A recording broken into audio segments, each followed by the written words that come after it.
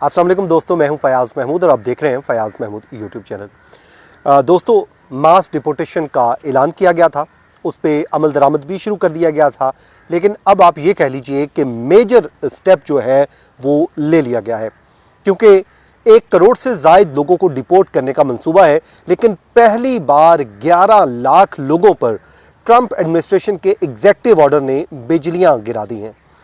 होने क्या जा रहा है आज के इस व्लॉग में हम आपको बता देते हैं, और उसमें वो स्टेप ले लिए गए हैं जिसके बाद अब आप ये कह सकते हैं कि 11 लाख लोगों का जो मुस्तकबिल है जो यूएसए में था वो अब तारीख हो चुका है। और वो देखते ही देखते, जब उनके पास वर्क परमिट भी था, उनके पास सब कुछ था रहने के लिए, उनके पास वो एक लीगल ऑप्शन भी मौजूद था, लेकिन उसके बावजूद उनके किसी काम नहीं आया और वो देखते ही देखते उन तमाम तर लोगों की जो है फहरिस्त में चले गए जिन्हें इस मुल्क से डिपोर्ट होना है।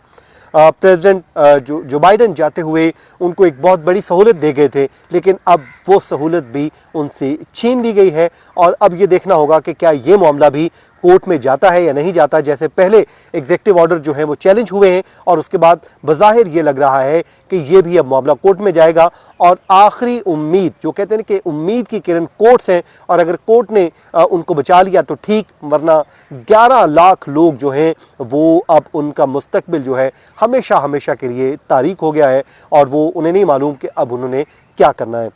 प्रेसिडेंट ट्रंप की जानिब से एक एग्जेक्टिव ऑर्डर जारी किया गया है जिसके मुताबिक उन्होंने उस वर्क परमिट को, या फिर टेम्परेरी जो है स्टेटस दिया गया था, प्रोटेक्शन स्टेटस था, उसके तहत इन लोगों के वीज़ों में एक्सटेंशन कर दी गई थी फरवरी 2026 तक।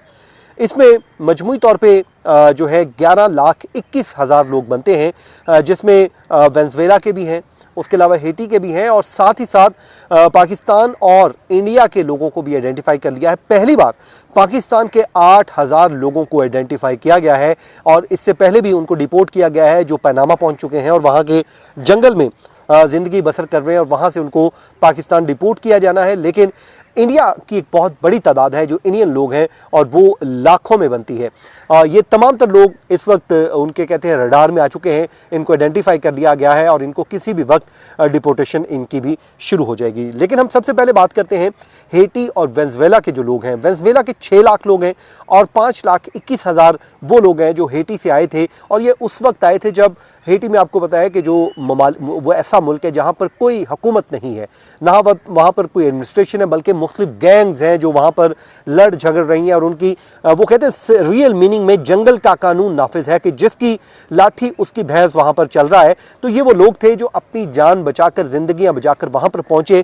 तो इनको ये 2 मुख्तलिफ स्टेटस दे दिए गए। इसमें टेम्परेरी जो प्रोटेक्शन स्टेटस है, और उसके अलावा जो है TPS भी इनको दिया गया, और साथ ही साथ ये वो लोग थे जिनको यहाँ पे वर्क परमिट भी मिला था और ये काम कर रहे थे। लेकिन इनके जो वीज़े हैं या फिर इनका वर्क परमिट है, इनका लाइसेंस है, वो एक्सपायर हो रहे थे। तो जो बाइडन एडमिनिस्ट्रेशन जाते जाते उसमें एक लॉ पास कर गई, या कानून एक बना गई, जिसमें अज खुद ही जो प्रेसिडेंशियल ऑर्डर के ज़रिए उनके एक्सटेंशन दे दी गई थी, जिसमें 180 दिन की थी, और वो किसी की जो है फरवरी 2026 थी, किसी की कुछ तारीख बनती थी। लेकिन अब इन्होंने इसको ख़त्म कर दिया है। एग्जेक्टिव ऑर्डर जारी किया गया है। उन्होंने कहा कि भाई ये वो लोग आए ज़रूर थे, इसका ये हरगिज़ मतलब नहीं है कि ये हमेशा हमेशा के लिए यहाँ पर हमारे सर पर आके बैठ गए। इनको भी अपने अपने मुल्क में जाना है, और उसके लिए उन्होंने क्या किया है, एग्जेक्टिव ऑर्डर जारी कर दिया है, और उनकी जो ये स्टेटस हैं उसको रिड्यूस कर दिया है। फरवरी 2026 से लाकर अगस्त 2025 तक उनको कर दिया गया है। अब 2025 के अगस्त में वो इस मुल्क तक जो है वो बैठे हैं, लेकिन उसके बाद उनका जो है अब कोई पता नहीं है कि उन्होंने यहाँ पर रहना है या चले जाना है। इसी तरह ये तो हो गया जी। अब आ जाए पाकिस्तान की, तो पाकिस्तान के 8,000 लोग ऐसे हैं जो अनडॉक्यूमेंटेड लोग हैं, उनको आइडेंटिफाई किया गया है, और आइडेंटिफाई करने के बाद उनके गिर्द घेरा तंग कर दिया गया ताकि इनको पकड़ा जाए, और पकड़कर इनको भी पाकिस्तान डिपोर्ट कर दिया जाए। और डिपोर्टेशन से बचने के लिए अब कुछ इन्फॉर्मेशन ये भी आई है कि खुद लोगों ने वहाँ से निकलना शुरू कर दिया है, और साथ ही साथ इंडिया में भी आपको पता है फ़्लाइटें भर भर के आ रही हैं लोगों की। इब्तदाई तौर पे 18,000 लोगों को उन्होंने आइडेंटिफाई किया था, लेकिन बताया जाता है वो 4 लाख से ज़ायद ऐसे लोग हैं जो अनडॉक्यूमेंटेड हैं, और उसमें से अक्सरियत जो है उसको आइडेंटिफाई कर लिया गया। अब ये वो लोग हैं जिनका मानना यह है कि अपने अपने ममालिक में उनके पास कोई अपॉर्चुनिटीज़ नहीं थी। अगर अपॉर्चुनिटीज़ होती, कोई अच्छा रोज़गार होता, तो वो क्यों अपना मुल्क छोड़ के देश से अपने जो प्रदेश में जाते और वहाँ पर रहकर अपनी ज़िंदगियाँ बसर करते। वो कहते जब हमारे पास कोई अपॉर्चुनिटी नहीं थी तो उन्हें ये अपॉर्चुनिटी दिखाई दी और उन्होंने उसे अवेल किया, लेकिन अब ज़ाहिर है उनके लिए यहाँ पर भी मुश्किलात है। इतनी ज़्यादा मुश्किलात हैं कि अब उन्हें समझ नहीं आ रही कि उनका मुस्तकबिल क्या होगा, वो क्या करेंगे, कैसे रहेंगे, क्या काम करेंगे, या फिर उन्होंने यहाँ पर रहना है।